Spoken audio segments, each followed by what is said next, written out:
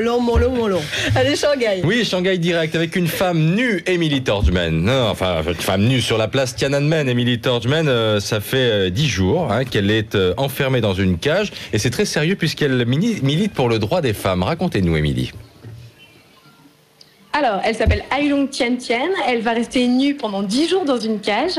Mais elle a posé sa cage, non pas sur le milieu de la place Tiananmen, mais dans un quartier d'artistes et de galeristes où on a l'habitude de voir ce genre d'excentricité. Cela dit, voir une femme nue en Chine, ça reste très choquant.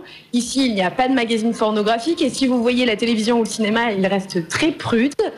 Donc, on ne sait... Ah oui, d'ailleurs, l'art contemporain est souvent censuré quand il devient trop sexy. Et on ne sait pas, finalement, combien de temps elle arrivera à rester en cage.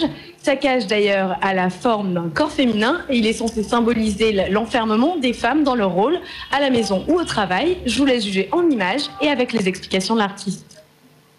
Je ne me sens pas gênée physiquement. Je communique avec le public. C'est ma méditation. Mais en ce qui concerne mon corps, j'ai vraiment mal aux fesses. L'idée, c'est d'attirer évidemment l'attention sur le droit des femmes en Chine, Émilie. Oui, eh bien Christophe, contrairement aux idées reçues, elles n'ont pas tout à envier aux Françaises. Alors oui, il naît 117 petits garçons en Chine pour 100 filles, et c'est à cause de la politique de l'enfant unique. Certains parents préfèrent pratiquer des avortements sélectifs ou abandonner leurs petites filles.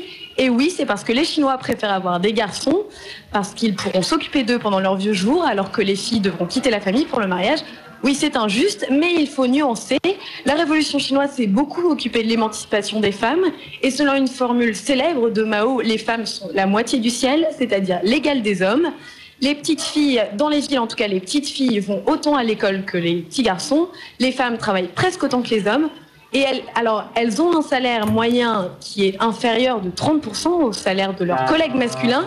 Mais si on y réfléchit bien, c'est pas très différent de ce qui se passe en France, où le salaire moyen des femmes est de 20 à 27%, moins important que celui des hommes.